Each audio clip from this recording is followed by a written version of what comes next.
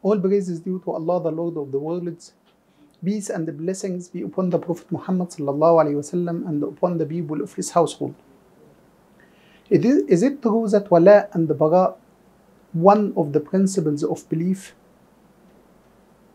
Is there any evidence in the Quran or in the prophetic tradition to prove these principles? Is the principles of Wala and the Bara, loyalty and disavowal, applicable at all times? Is it applicable at times of peace and war? What are the true meaning of Wala and the Bara? If you would like to know the answers of all of these questions, please follow us.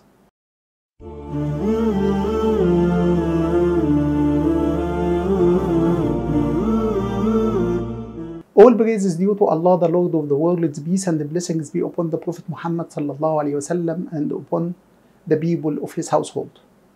We will discuss one of the most disputed doctrines in Islam, which is Wala, loyalty, love to the Messenger of God, love to God, love to the believers, and disloyalty or disavowal.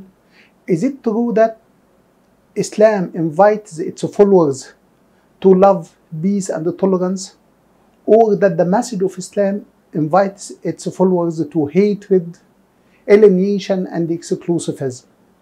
In fact, those who are actually in support of the doctrine of Wala and Bara and believe that this doctrine is applicable at all times, at times of peace and war, quote some verses from the Quran.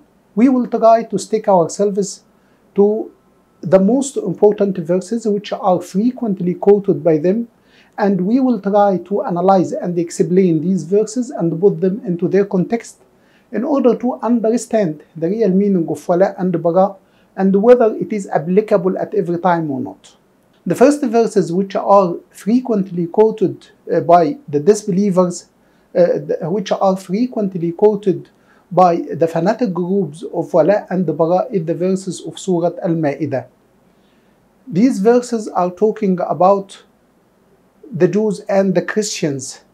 يا أيها الذين آمنوا لا تتخذوا اليهود والنصارى أولياء بعضهم أولياء بعض ومن يتولهم منكم فإنه منهم. O you who believe, don't take the Christians and the Jews, don't take the Jews and the Christians as allies. They are the allies of each other.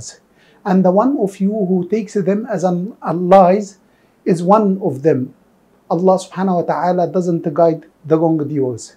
And then in the subsequent verse, Allah subhanahu wa ta'ala is talking about those who hasten to adopt the Jews and the Christians as allies. In fact, if we look to the cause of the revelation of these verses, we will discover that these verses are not actually talking about the application of the concept of loyalty and disavowal of the disbelievers or the non-Muslims in general, but it is actually identifying the case of those who shows hatred and enmity towards the Muslims. It was reported that Ubadah ibn Samit came to the Prophet Muhammad ﷺ after the Battle of Badr, and he has a large number of Jewish allies, and he said to the Prophet, I have a numerous number of allies from the Jews. I disown my alliance to them, and I only declare allegiance to God and His Prophet. Abdullah ibn Ubay ibn Salul said that I am a man who fears changes of fortune. I am a man who fears the changes of fortune. I will not disown my alliance with them. So the Prophet ﷺ said to Abdullah ibn Ubay ibn Salul, O Abu al-Hubab, the alliance with the Jews which you seem to value more highly than Ubadah ibn Samit is up to you and is not up to him. It is clear that from the context of another report which is reported by Al-Imam al-Zuhri, that this incident has taken place after the Battle of Badr. And there were a group of Muslims who invited the Jews to Islam. There is a defeat which has befallen the idolaters of Mecca before them. They invited them to Islam.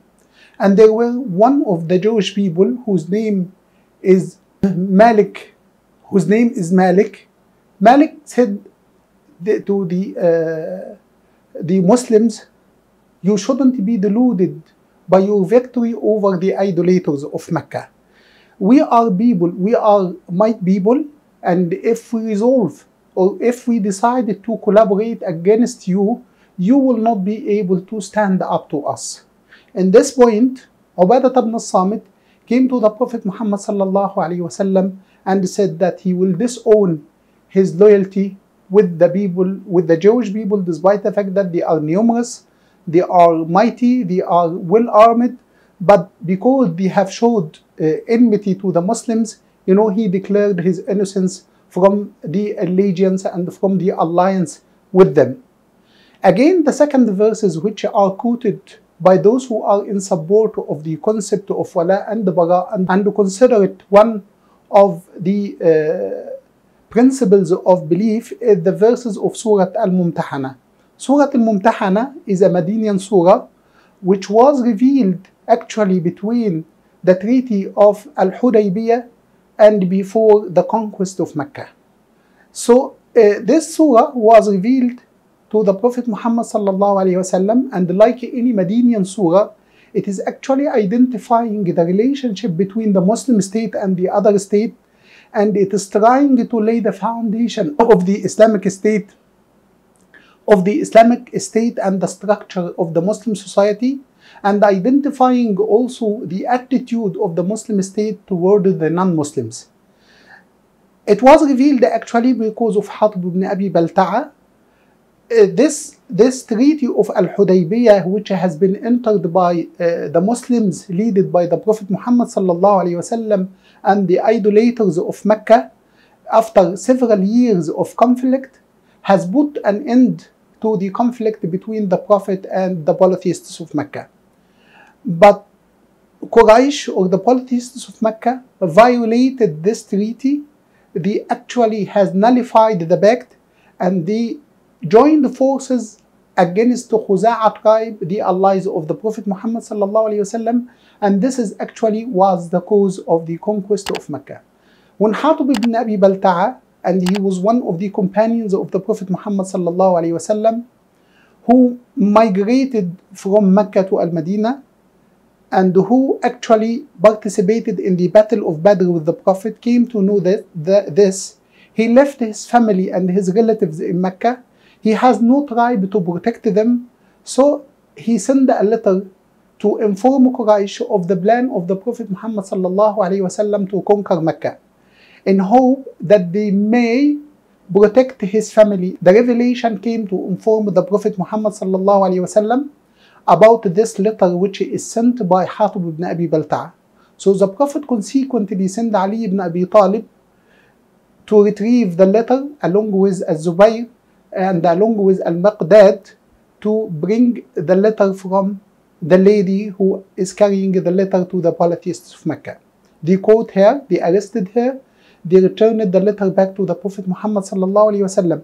And when the Prophet asked for an explanation from Hatib ibn Abi Balta'a and why he has done this, so Hatib explained the situation for the Prophet Muhammad sallallahu alaihi wasallam, that he has no strong tribe to protect his family which he has left behind, and he has not done this out of disbelief or preferring disbelief over Islam. The Prophet Muhammad sallallahu alaihi wasallam accepted his explanation and forgave him and said that who knows that Allah subhanahu wa ta'ala, perhaps Allah has forgiven all the sins of those who fought in the Battle of Badr, and accepted his apology, despite the fact that if we look to the behavior of Hatib ibn Abi Balta'a, it is considered to be a high treason by the civil law right now. And despite this, the Prophet ﷺ has forgiven him. And then we will see the verses of Surah Al-Mumtahana is talking about loyalty and disavowal. Loyalty to the Muslim country and disavowal to the idolaters and to the enemies of Islam. And here the whole doctrine of wala and the bara should be put in this context, which is the context of the enemies and the conflict between the Muslims and the non-Muslims here shouldn't be taken as a general principle that's applicable at all times. We will actually turn back to the question which we have raised in the beginning of this episode.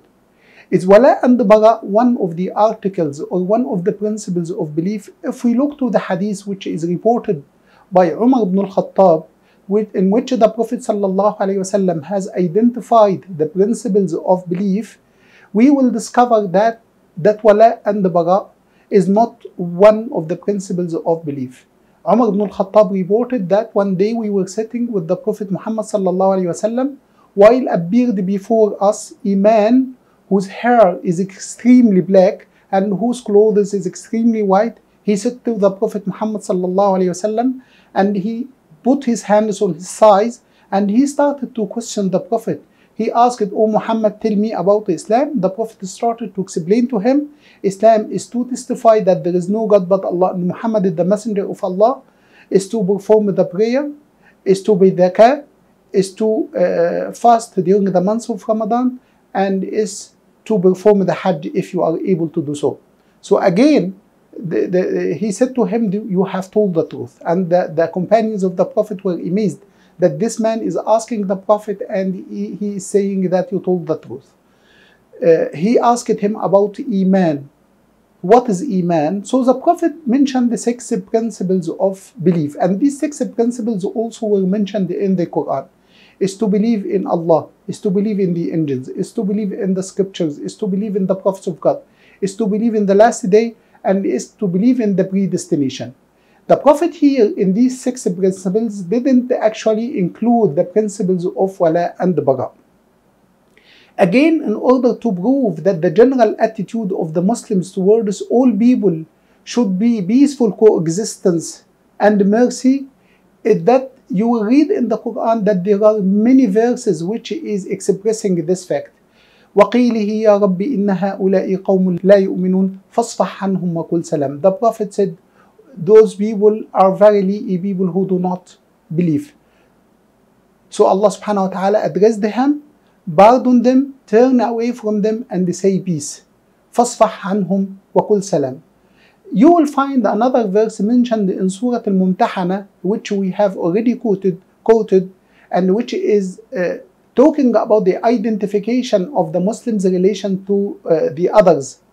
لا ينهاكم الله عن الذين لم يقاتلوكم في الدين ولم يخرجوكم من دياركم أن تبروهم وتقسطوا إليهم إن الله يحب المقسطين. What means God doesn't forbid you concerning those who do not fight you because of your religion, and who do not drive you out of your homes, that you may be just to them, and be righteous and just to them. If we look to this verse, which has been mentioned in the context of Surah Al-Mumtahana, we will say that it is not an act of justice to be hostile to a people who are not hostile to us. It is not an act of justice to treat the enemy and the non-enemy alike. And the verse is very clear in this context. And this verse were actually revealed in Al-Madinah. No one can say that this verse were abrogated. And if we look to all the companions of the Prophet Muhammad ﷺ and to the pious of the predecessors, we will discover that no one of them mentioned that wala and bara is one of the principles of Iman or one of the principles of faith. This is very clear and can tell us that the attitude of the Muslims toward the people in general is peaceful coexistence, tolerance, and this attitude differs according to the different categories of the people. For those who are hostile to the Muslims, for those who show malice and hatred to the Muslims should defend themselves. But for those who peacefully coexist with us, we should be peaceful with them. Again, we can mention at the last of this episode that Islam has made it permissible for the Muslims to eat the food of the people of the book, the Christians and the Jews. Islam made it allowable for the Muslims to eat their food and to marry the chaste women from the people of the book. How can we imagine that Islam allow the Muslims to eat the food of the people of the book and to marry the chaste ladies from the people of the book, and at the same time we can say that Islam is asking the Muslims to hate these people? This is actually unacceptable. We can conclude this episode by saying that the general principle in Islam in treating the others is peaceful coexistence, is kindness, righteousness, gentleness. We have to be just to all the people. The general attitude adopted by the Muslims is not the same with all the people. Thanks for following us. Wassalamu alaikum wa rahmatullahi wa barakatuh.